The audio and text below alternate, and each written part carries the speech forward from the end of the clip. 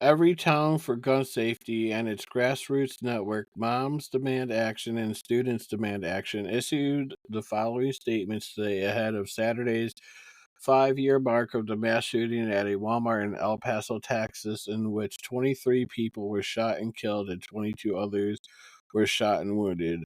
The mass shooting is recorded as the deadliest attack against the Latinx community in United States history.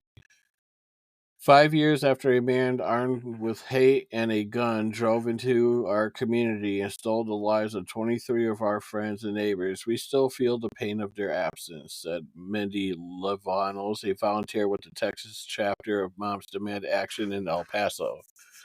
Since the shooting, our leaders have refused to meet the moment, failing to enact common sense gun safety measures that could save lives and address the disproportionate rate of gun violence faced by the Latinx community in Texas.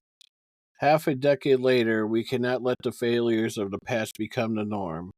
Now more than ever, we must honor the victims and their families in action and protect Latinx Texans from generations to come from gun violence.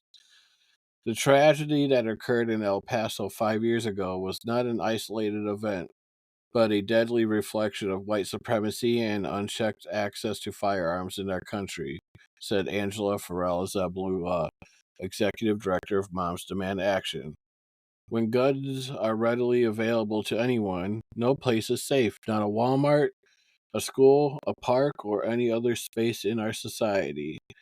The El Paso community deserves leaders who will champion the proven solutions to prevent tragedies like the horrific shooting, including condemning hate whenever they see it, and our movement will relentlessly fight to ensure these solutions become law. Today marks 5 years since the deadliest attack on the Latinx community in America, all because a white supremacist was able to access a gun, said Maria Rodriguez, a volunteer with Students Demand Action in Texas. Racism emboldens violence. It sets against Texas' weak gun laws. You get a recipe for the very tragedy that shattered El Paso. Our leaders have a responsibility to reject racist and anti immigration rhetoric, yet it's no secret that some Texas politicians have chosen to embrace rather than condemn that hatred. We won't stand for that. We will honor the lives stolen through our advocacy to end gun violence and combat white supremacy in all forms. Easy access to guns gives a single hate filled individual that means to shatter whole communities, but there are still gaps in reporting of hate crimes. A 2023 report by the Texas Tribune found that most Texas agencies neither report nor prosecute hate crimes. A total of 868 Texas law enforcement agencies reported zero hate crimes in 2022, according to an analysis of FBI data found by the paper. 82% of all agencies that reported data to the FBI. However, hate crimes reported in Texas rose about 120% in 2018, according to FBI data from 1991 to 2022. Texas law enforcement agencies reported a total of 9,530 hate crimes, with 587 reported in 2022. Hate crimes have been escalating in this country, doubling between 2014 and 2022 and increasing by 7% from 2021 to 2022, according to the most recent data collected by the FBI.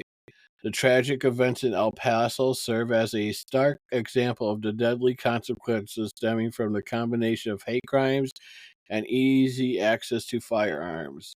Each year, nearly 5,000 Latinx people die from gun violence in the United States, an average of 14 deaths every day. In an average year, over 25,000 hate crimes in the United States involve a firearm. 69 each day. Nearly two-thirds of all gun deaths among Latinx people in the United States are homicides, and Latinx people are more than 2 times more likely to die by gun homicide. In an average year, 4,122 people die by guns in Texas. With a rate of 14.0 deaths per 100,000 people, Texas has the 27th highest rate of gun deaths in the United States. The rate of gun deaths has increased 44% from 2013 to 2022. in Texas compared to a 36% increase nationwide.